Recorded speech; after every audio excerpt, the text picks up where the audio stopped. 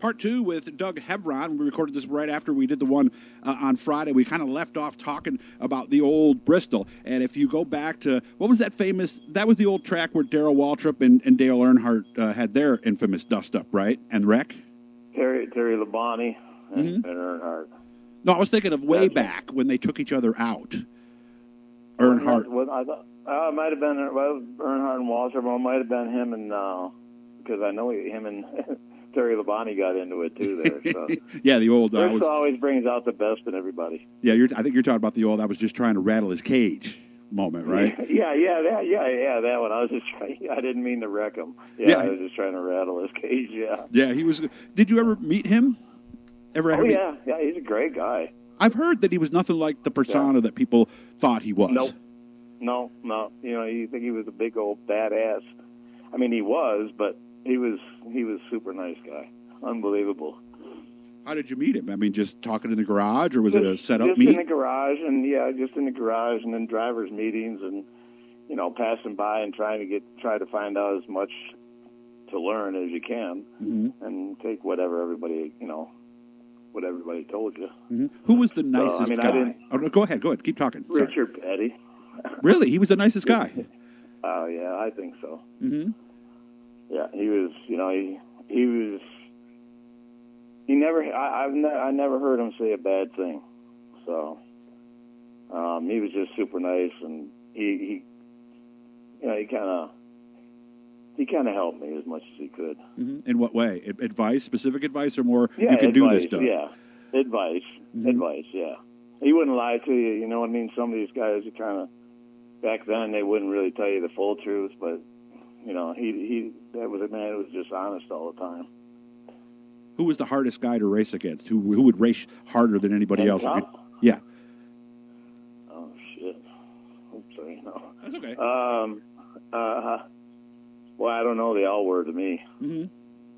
You know what I mean? There was just so many people back then, like superstars in my books today. I mean, I don't really know. I couldn't answer that question honestly. Okay, so there wasn't one guy then who. No, I never. No, I wasn't in the sport. I wasn't with them long enough to get that. To get that way. Okay. That's the way to put it. What? Because I'm thinking about this because I've done all the driving games like so many of us who have never really raced much like myself. I would think that one of the biggest things to learn when you went to this was in and out of pit road. Am I right? No, they didn't have pit road speed. Mm-hmm.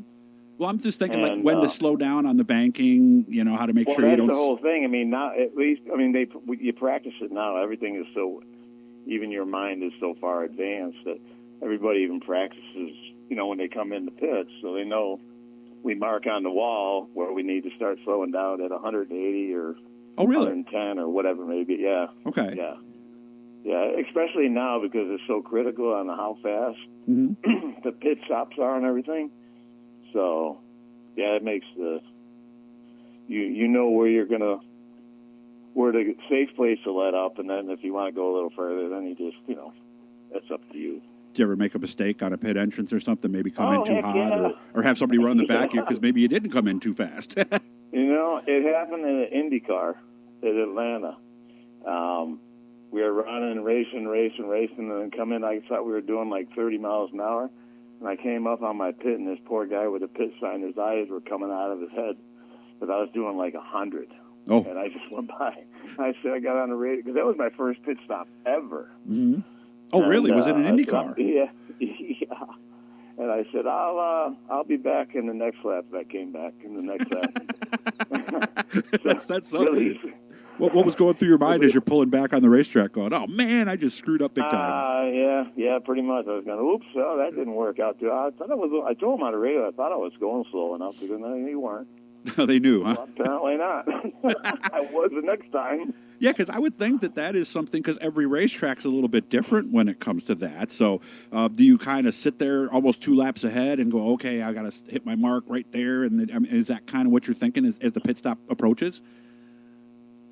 I mean, yeah, you get prepared, and you start finding your marks and thinking about it, and then you look, make sure nobody's going to run into the ass end of you or whatnot. So Mm-hmm. you kind of, is somehow you get a little more alert. I don't know how you can because we're so alert anyways, but Mm-hmm. when it's pit stop time, it seems like you find that little bit extra to make sure How about you the do it right. How about the times when it's yellow and everybody's in? Does it get confusing to know where your pit is and to make sure you're not pulling ahead of somebody who's pulling out and that kind of stuff? Well, the rules have changed a lot since I've raced. You know, I mean, we raced back to yellow, we raced in the pits, we raced out of the pits. Mm-hmm. So, I mean, it was more. It's so much different than it is today. Okay. Or, you know, I mean, I don't know. Them guys are good today Mm-hmm. at doing that. And again, if you look on ESPN, every now and then you'll find a race. I can't remember if it's the old Bristol. There's a track there where you're in there, and I remember seeing that, and I remember watching you sliding around. What was your? Did you have a bad wreck at any point in a stock car in NASCAR? I broke my ankle in practice at Michigan. That's pretty much it. Mm-hmm. And I had a couple concussions. But other than that, no. My worst injury was at Michigan. Mm-hmm. So we get to 86. It's getting to the end of your NASCAR career. What finally brought that to a close? I couldn't get no more rides, and people just wanted too much money and everything. So it was just time to regroup and go back home. And Mm-hmm. you know, and then I just worked on it and then got to go back down and run the Busch car for 5 or 6 years. So Mm-hmm. and then I moved to Florida. So Okay, so you ran the Busch car till what, like 90 or early 90s, somewhere around there? 92 to 97, I think it was, Mm-hmm. 98. Mm-hmm.